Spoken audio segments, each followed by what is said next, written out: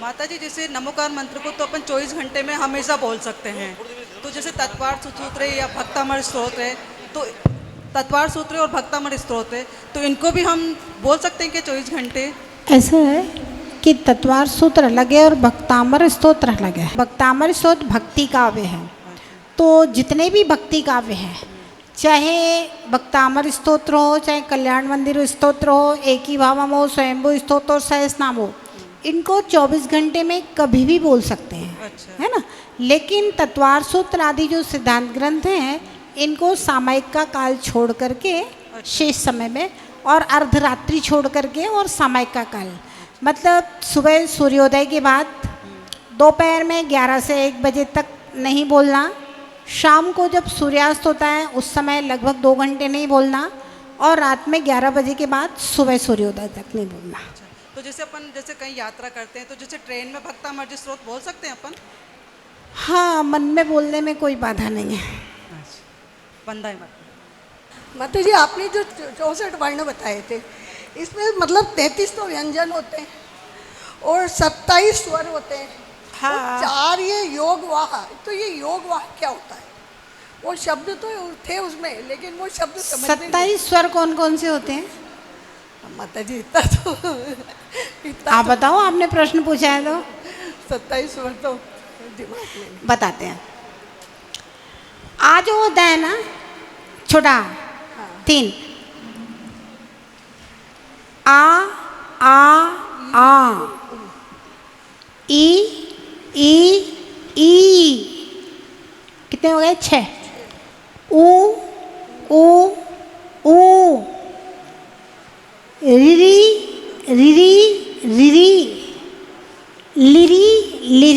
लिरी ए आई औ 27 स्वर हो गए। अब योग वाह, अंग आहा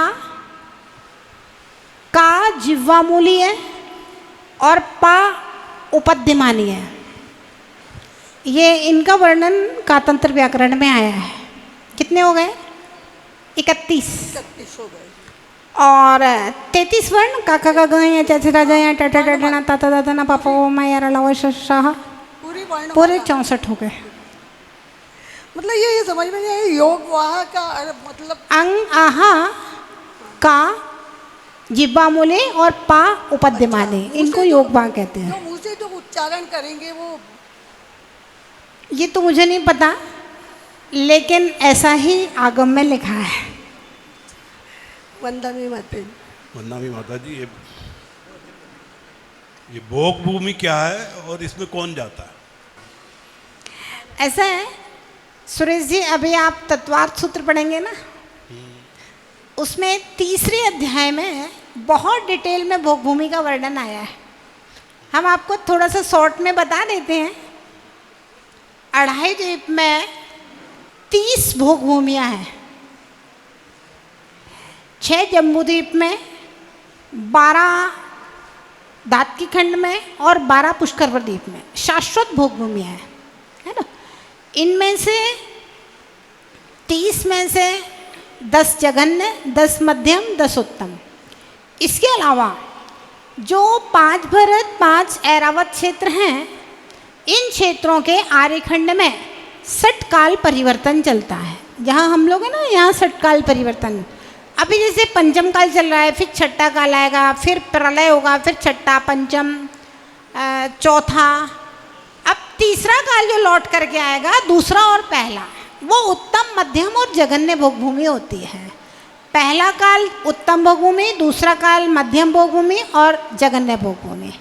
अब उनकी बहुत सारी व्यवस्थाएं हैं भोग भूमि की, कि वहाँ पर युगलिया पैदा होते हैं, युगलिया मरण करते हैं, स्त्री को, पुरुष को छींक आती है, स्त्री को जमाई आती है, बच्चे पैदा होते ही मरण हो जाता है, जनसंख्या ना बढ़ती है ना घटती है, 2 के 2 पैदा होते हैं भोग भूमि में, है ना।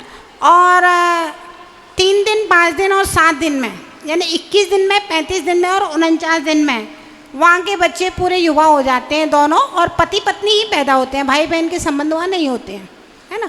और 10 प्रकार के कल्पवृक्ष होते हैं, वहाँ से वस्त्र, आभूषण, मतलब जितनी भी जीवन के उपयोगी वस्तुएं हैं वो सारी मिल जाती हैं। वहाँ के सारे लोग एकदम शांत परिणामी होते हैं।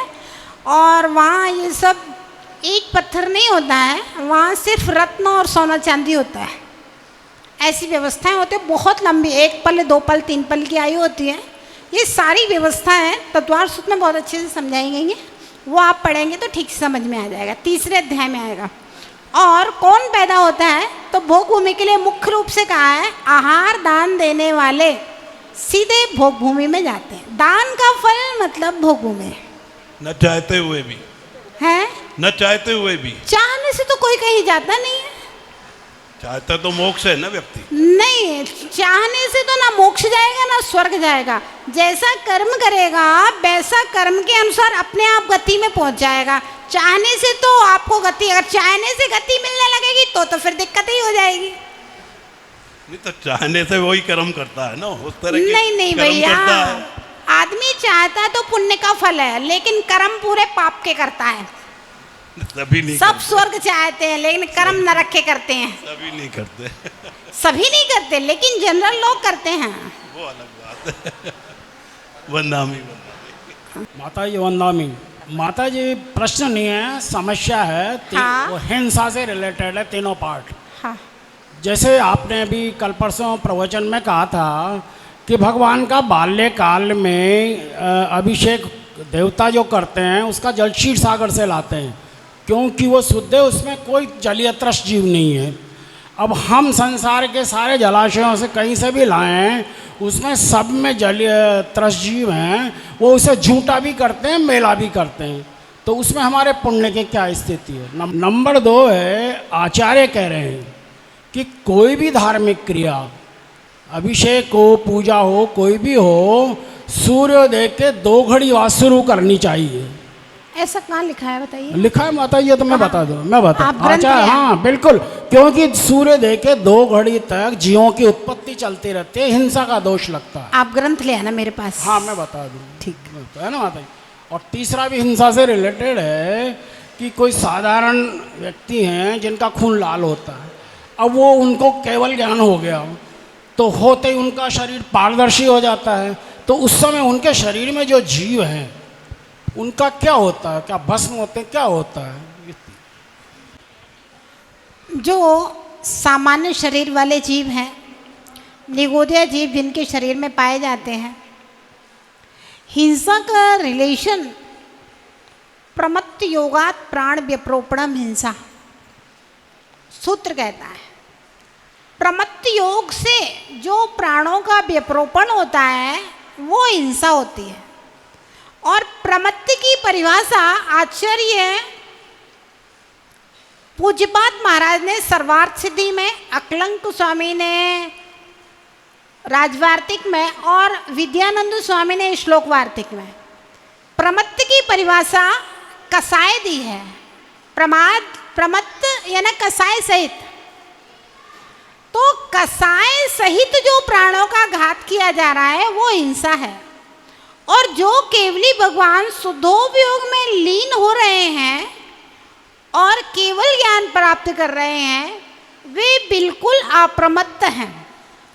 इसलिए उनके शरीर के निगोदिया जीव समाप्त होते हैं, परमोदारिक शरीर बनता है, इसका उनको कोई हिंसा का पाप नहीं लगता है।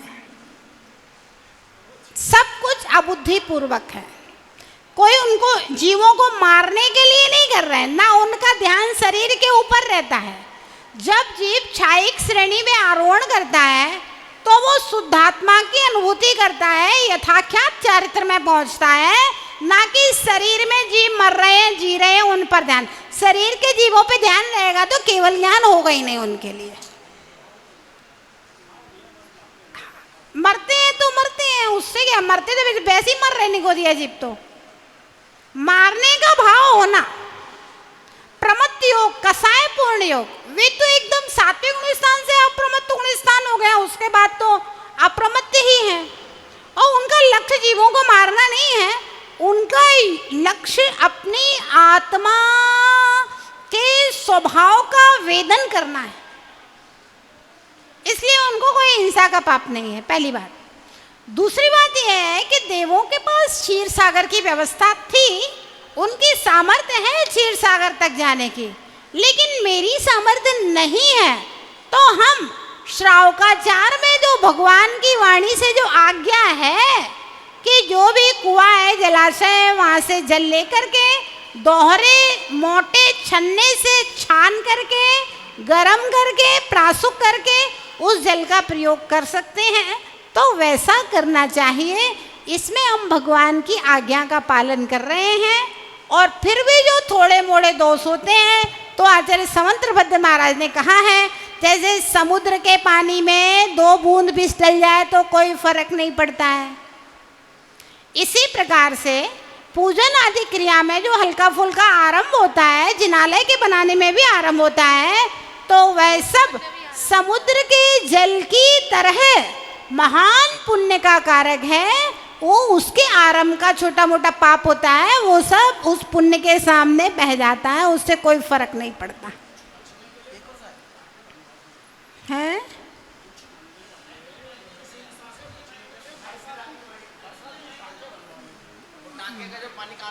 नहीं, टाके का पानी का ऐसा उल्लेख नहीं है कि कुएं की हिंसा से बचने के लिए, क्योंकि टाके का पानी होएगा उसमें भी जल का एक और तरस का एक जीव तो होंगे ही 48 मिनट के बाद में।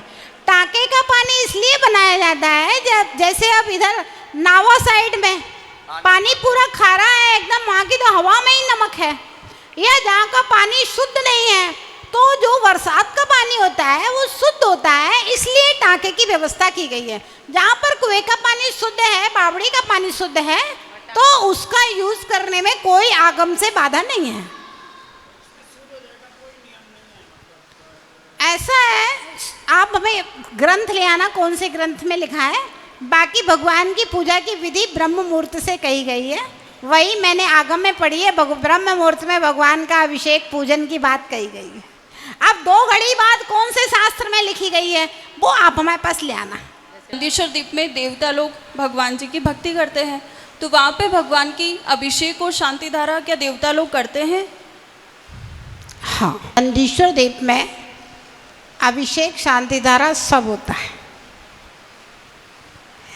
यहाँ तक आदि पुराण में जिनसेन स्वामी ने लिखा है कि जब तीर्थंकर आदिनाथ का अभिषेक पांडुक शिला पर किया जा रहा था, तो सौधर्मिंद्र ने 1008 कलशों से अभिषेक किया और उसके बाद में शांति मंत्रों को बोलते हुए जगत शांति की भावना से अंतिम धारा की।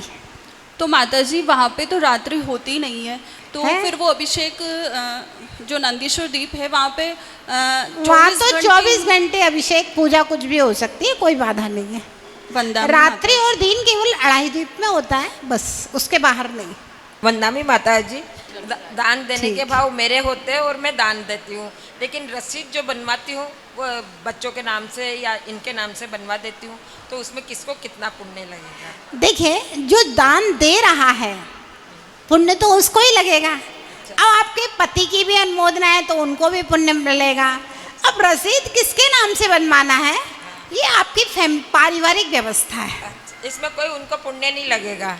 नहीं नहीं, अगर उनकी भी भावना है मेरी मम्मी ने अच्छा काम किया है, हमारे परिवार से ऐसा काम हो, तो उनको भी पुण्य लगेगा। पुण्य भावनाओं से लगता है। अच्छा, वंदामी माता जी। मंचासीन विराजमान गणनी आरिका माँ और सभी आरिका माता जी के चरणों में बारंबार वंदामी वंदामी वंदामी। माता जी, मेरी शंका है, आप तत्वार्थ सूत्र के ज्ञाता हो और तत्वार्थ सूत्र के क्लास रिद्धि सिद्धि में जब चतुर्मास किया था तो काफ़ी कुछ आपको ज्ञान है। तो मेरी शंका ये है, अपने शास्त्रों में या अमूमन बताया गया है कि बहुत सारे नरक है, बहुत सारे स्वर्ग है, तो माता जी मेरा ये है कि भाई ये एक काल्पनिक प्रक्रिया है या एक्चुअल में कोई इसको देख के वापस आके यहाँ पे बताया है, या जीते जी देख के आने की व्यवस्था है क्या कोई? तत्वार्थ सूत्र पढ़ लिया तुमने पूरा, अब दोबारा पढ़ना। तत्वार्थ सूत्र पढ़ने आना था, बताएंगे अब की बार पढ़ेंगे। देखिए, अभी आप 8 दिन से मंगल प्रवचन सुन रहे हैं डेली। हम एक ही बात कह रहे हैं ना डेली, मूल ग्रंथ कर्तारा सर्वज्ञ देवा, उत्तर ग्रंथ कर्तारा गणधर देवा, प्रतिगणधर देवा, तेषां वचनोनुसार आचार्य उमा स्वामी विरचित तत्वार्थ सूत्र ग्रंथ सूत्रारा सावधानतया शृण्वन्तु। ये कोई देख करके नहीं आया है, जिनकी तुम पूजा करते हो और अभिषेक करते हो, ये केवल ज्ञानी भगवान है। अनंत काल की पुरानी और अनंत काल की भविष्य की बातों को जानते हैं। और 3 लोक जैसे अगर अनंत लोक भी होते तो इनके ज्ञान में झलक जाते। इतनी एक आत्मा के ज्ञान में क्षमता है। तो ये सब बातें भगवान महावीर स्वामी की दिव्य वाणी से खिरी हैं, गौतम स्वामी ने सुनी और फिर परंपरा से वही भगवान महावीर की वाणी चली आ रही है। ये कोई ना देखने गया ना किसी की कल्पना है, ये अरहंत देव की वाणी है। अरहंत देव की वाणी है इसलिए सत्य नहीं है, जो सत्य है वो अरहंत देव की वाणी में खिरता है जी। क्योंकि भगवान ना रागी होते हैं, ना द्वेषी होते हैं, ना अज्ञानी होते हैं। आचार्य विद्यानंद स्वामी ने श्लोक वार्तिक में लिखा है, अगर कोई रागी द्वेषी हो या अज्ञानी हो तो वह झूठ बोल सकता है। झूठ बोलने के 2 ही कारण होते हैं, या तो राग हो या द्वेष हो या फिर अज्ञान हो। ना तो भगवान रागी है ना द्वेषी हैं, और वे सर्वज्ञानी सर्वज्ञ हैं, इसलिए अज्ञानी भी नहीं है। नान्यथा वादिनो जिना, जिनेंद्र भगवान कभी अन्यथावादी नहीं होते हैं। इस बात के ऊपर अच्छे ढंग से विश्वास करना, तभी मोक्ष के रास्ते खुलेंगे। और यही विश्वास सम्यक दर्शन है, यही मोक्ष मार्ग की प्रथम सीढ़ी है। वंदा में माता जी वंदा। श्रद्धा को तर्क के चश्मे से नहीं देखें, श्रद्धा से देखें। जय बोलिए महावीर भगवान की जय।